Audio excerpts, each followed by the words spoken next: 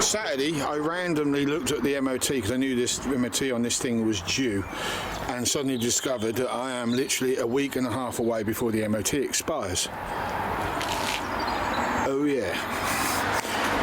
When it went for its last MOT, he said there was a hole in the chassis that needed welding up. Well, I've spoken about that, haven't I? That hole is not here anymore, it's gone. Because the whole bloody plate has literally fell out. So the cross members are rotten, but the rest of the chassis, I don't care if you don't believe me, I'm telling you that the rest of that chassis is in good condition. It's just flaky, and pickups suffer with this. And I was sort of tearing everything off today, and I thought, do you know what, I think the easiest way to repair this is not put new plates underneath, but to actually cut the cross members completely out and just throw them away and make up some tubes. So 2 heavy tubes running each side, and then weld in some steel plate stitched in. I think we'll be fine for that, and do it on both of them, especially this one, because we've got to get the exhaust under it. I mean, look at that, rotted, gone, there's nothing left of it. So we've got to take this off. That's rotted. Before it takes the rest of the exhaust out, we need to get rid of that. We need to weld that bracket back on. We need to cut these out and put some new ones in, which we're going to make ourselves. And then I've got to address, and this is the worst of it, and I'm having a bit of a hard time thinking what to do, what's best to do, because this is, I mean, how far do you go? Do I just, I mean, one thing I could do, I suppose, is just take off the rotten bits and just slap it back on and just leave it until it falls apart. I mean, we could do that. Or the other option is, because we've still got that camper to build, and I've got most of the stuff for that, so we could just put a tray on the back and then put that on the back with the tray, and put some lockers in where those gaps are, put the wheel arches in as you would, and when I'm not using that, just put aluminium drop sides on it, and then we have never got to worry about it again. That's where one of my thoughts are going with it. So we put literally a plate across there, a plate across there, and a plate across the back, bolt them all on, get them to the correct height, and away we go. Or the other option somebody suggested was just put that straight on the back. Well, I don't really want that on there permanently. I bought this for several reasons, and having that permanently on the back was not one of them. So I've got some thinking to do, but before that happens, I've got to repair these. In the meanwhile, the canoe's not getting done. So we're going to make that a long-term project, because I spent £10 this morning, literally 10 quid, Facebook Marketplace. All it wants is a good polish up, and I need to replace all these elastics. That's it. Absolutely it. So we have our riverboat, which is actually an exploring kayak and a sea kayak of some sorts. Very old one, but a very capable one. 16 foot long. Again, it's longer than that one. There's 12 to 14 foot. I ain't got to do nothing to it. That one's, we're a long way away. We've still got to glue this lot back together. We've still got to do that. We've still got to fill all of this and put that back together and fill around here. We've still got that to do. We've still got to tidy them all up. We've still got the outboard to put on. We've still got the battery to put in. Well, I can definitely put my hand on my heart and say this is a scrapped car. This is the kind of crap you'd find in a scrapyard. Rot. And I don't know if you can see down there, but that mount is rotted. Corners are rotted.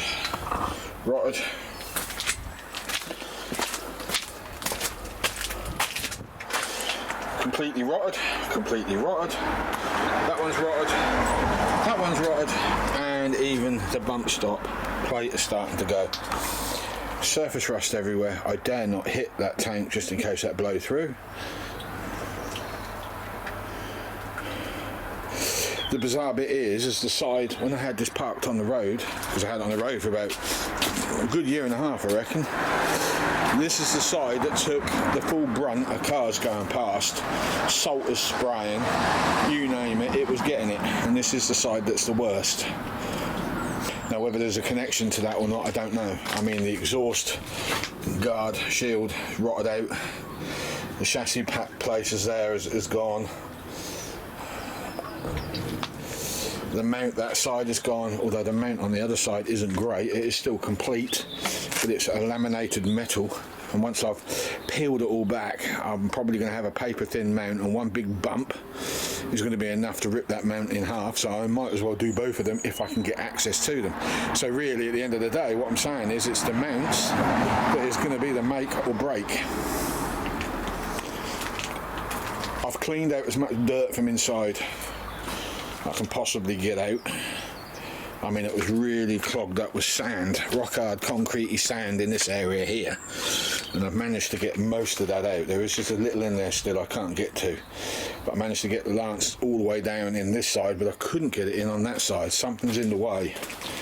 I don't see what is different on both sides of the chassis, but apart from this plate here bolted on, which I have no idea what that's all about. Absolutely none. I think that bolt was in the way. No, I have one there as well. So it weren't that, was it?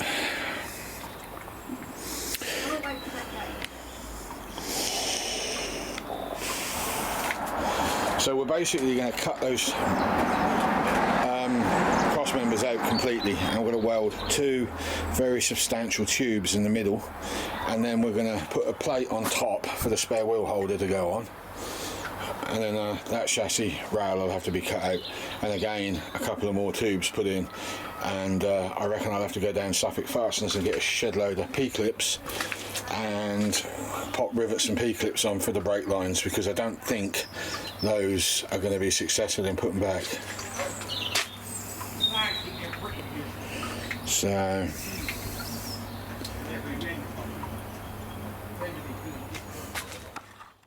okay, now we can see a little bit more what's going on, and I'll tell you that ain't good. Right, recap. Brackets are gone there, brackets are gone there. Little bit tender there. Brackets have gone there, brackets have gone there. Holes, holes. Not so much of a problem at this point until I start cutting into it. The mount down here is gone, so the body has got to be unbolted as well and lifted. Okay, so this is it on this video, because I need my plasma cutter working, and I haven't got the torch yet that I've ordered, because my torch is blown.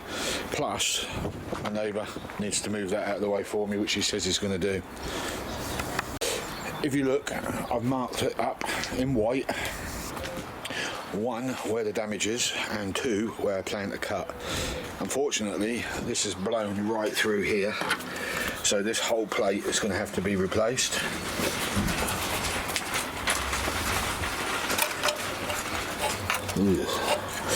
I am suspicious that this is going to be the same, because you can see it blowing there. So we're going to have to cut all the way along there and down, and we're going to have to replate that one. And then where I've drawn the triangles, I shall go across, down, and I shall put some new steel in there as well. Because this bit here, as much as I hate to admit it, because we've argued about this, well, not argued, but debated about this on the channel in the comments, that these don't snap in half, whereas some of you have said they do. All pickup trucks have the risk of snapping in half, because the back half is not bolted to the front half on the body, and all the strain is there. My issue is I'm putting that heavy thing on the back, and it's got a lot of rear weight which comes way over to here.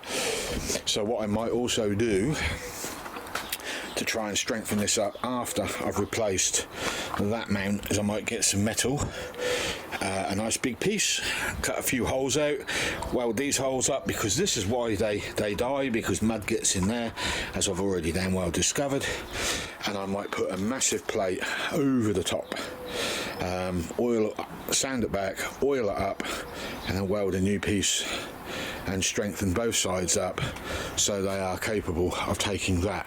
Now, I'm also going to give this a 4-inch lift. I know it's quite extreme, 4 inches. Usually everyone does 2. I'm looking at 4. Several reasons behind it. One is I think it will look damn cool, in my opinion. It will cost me more in fuel, but also when it comes to putting that on, yes, it will lift the centre of gravity. However, the legs that I'm having troubles with, I need more height on this to be able to keep those legs permanently on. Otherwise I have to remove them because they're too close to the ground. Having this higher up will help that. It'll give me the clearance I need. So that's the other reason. And the steps are coming off, which means I'll be able to access a lot more of the chassis with a power washer, which is what I used to do with Land Rovers. Every time I've been off-roading or the salt, I always used to wash the chassis down because they do. Well, this is, see what happens. This is what happens to the underside of your car when you don't wash the underside, especially when it's an old one like this is. 2007 this. It's relatively old. So yeah, we're lifting it up, we're losing the side steps. I'm going to try and lift the rear bumper, and I may lift this as well, the tow hitch, and take 4 inches off that and raise that up as well. That'll give me a lot more clearance on the back. However, for safety purposes on the front bumper, because we're getting close to head height, with an extra 4 inches, I think we'll leave the bumper where it is, and we'll just put some plating around to bring it to the grille. And that is probably all I'm going to do on the front. But yeah, there is a lot of crap, a lot of rust. I'm in for the long haul. A lady walked past here yesterday and said, "You're ambitious." No, I'm just broke. I kind of look at it like this, right? A friend turned up with a Ford Ranger yesterday. It was 5 years old. Let me turn the camera on me. It was 5 years old. It had everything going on, everything. It had done 150,000 miles, the wet belts were all done on it. It was a lovely truck. It steers itself, it parks itself, and it will stay in a straight line on the motorway in cruise control. You can let go of the steering wheel apparently, so he tells me, and it was a lovely thing. But then I looked at it, I thought, do you know what? If that's what second-hand is coming my way in, say, 10 years' time, I'm not going to be able to afford the garage fees, because something like that goes wrong is going to cost a fortune. And at that point I stopped feeling sorry for myself for the amount of rust that's going on down here, because I thought to myself, I can fix this. I can fix this. So it's easier for me to keep on the road because it doesn't have all of that gubbins on it. I mean, it had a radar, for crying out loud, a bloody radar tucked in down here under the bumper. How do you put a winch on a 4x4 with a radar in the way? You don't, do you? You're going to have to put a receiver on there, and you're just going to have to put your winch in when you need it, when you're off-roading. If you'd even dare take something like that off-roading. I know I wouldn't. Too many electrics, too much to go wrong. I hate modern cars, but I hate older ones equally because they're usually in this state. So this is going to be easier for me to figure out. I'm not trying to convince you. I'm saying it the way it is. I can fix this. The Range Rover chassis was in a similar condition. I had holes everywhere after I sandblasted it. I couldn't believe how many. And I mended that. You saw me do it. So I know I can do this, and I can do this with all the scrap metal lying around as well. So apart from the paint that I've got to buy, I already have everything. I'm going to try and sandblast it myself with the power washer, as I did with the lorry. It didn't come out too bad, but the lorry was just patchy. It still had its original paint and was very patchy. This thing is covered. Ideally, this could be sandblasted. It really needs it. I think we all can probably agree on that. But I'm going to have a go first with my sandblaster attachment on my power washer and see what we can come up with. So yeah, 4 inches just going up in the air. So we're talking, the windows are here at the moment, 4 inches is about there, so the windows will be up to there. The wheel arch, this part of the wheel arch will be up here. It's going to be high, but it means I can get that on the back. I can leave the legs on permanently. I want to get wheel spacers for it at a later date, so I can widen its footprint as well, so the stability is figured out. Yeah, I'm not putting bigger tyres on. Might look a bit of an eyesore with small tyres, but we can only do what we can do. I'm getting weird looks. Talking to you on the camera. So, nothing I can do this week. The car next door is going to be moved over the other side for me. So that's out of arm's reach. I'll spend all the next week, if we don't have any rain, cutting metal and welding new metal in place on the back. Once I've got that done, I'll then move on to the cab. I'll start unbolting the cab, getting jacks underneath it to get it as high as I can get it. I'm going to leave the front mounts where they are and possibly disconnect the steering, but the rest of it's got to go right up high because I can't get to that mount without that body out of the way. I'm also going to drop the steps off and sling them. I don't want them.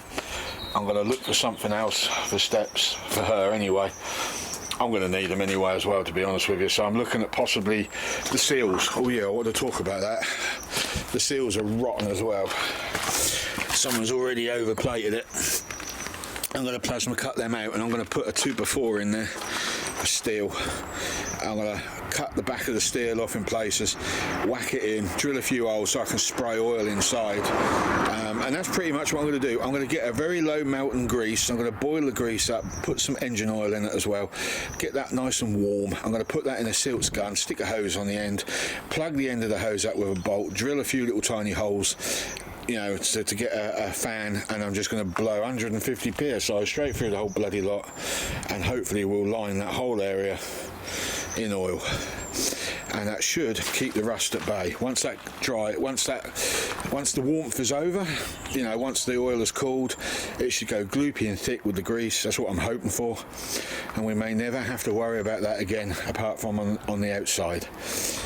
So that's my plan. And then the steps, I'm going to try and get my hands on some of them flip down steps that you get on the front of a lorry, and I'm going to bolt them to the side, so you like literally put your foot on the edge like that, flip it down, and then you get in. That's kind of where I'm going with it. Either that, or I'll get something similar to this, and we'll have it bolted on the step like that.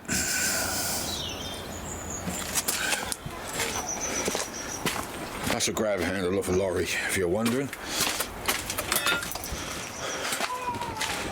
So that would work equally. Whatever will work for her mainly, but I don't want to knacker it up on the off-road tracks, which will happen. So I'm thinking a flip down would be better. Spring-loaded. So there you go. That's my plans for this. So the Rusty Road of Greasy Gold is going to get the repair on this. I will continue with the canoes because I've got everything I need. Almost. I'm running low on resin at the moment. I'm nearly out of resin, actually, if truth be known. So I think somebody said they would help me. I'm not going into details, but yeah, so hopefully we can continue with that canoe, but I do have that fallback one. So, and I've got two friends that said they'll drive me down to the river, but there's one part of the video I want to do first, which is Mendlesham Pond, and I need to drive up there, and no one's willing to take me up there, so I need this on the road. I was going to drive up the Mendlesham Pond, wander around the streams, photograph up until I hit, because I'm a little confused on this, because the River Gipping is called the River Gipping because of a village called the Gipping, and then when I looked on Google Maps I couldn't even see the river anywhere near it, let alone a stream. I've tried to follow the path and there was no path. I need to go out there and have a look, because I was curious as hell to why it got the name River Gipping when it's just possibly just a ditch running through the village. That's what makes the whole thing bizarre. So yeah, anyway, that's the plan. I'm going to talk about all of that, and we're going to work it all out. So anyway, thanks for viewing. Hope you enjoy this. I'm sure my troll will come in and make some lovely remark, because he can't help himself. I know who you are. I think I know who you are. I'll rephrase that. I think I know who you are. Anyway, that's just proving it. I'll catch you all later on the next edition of Rusty Road to Greasy Gold.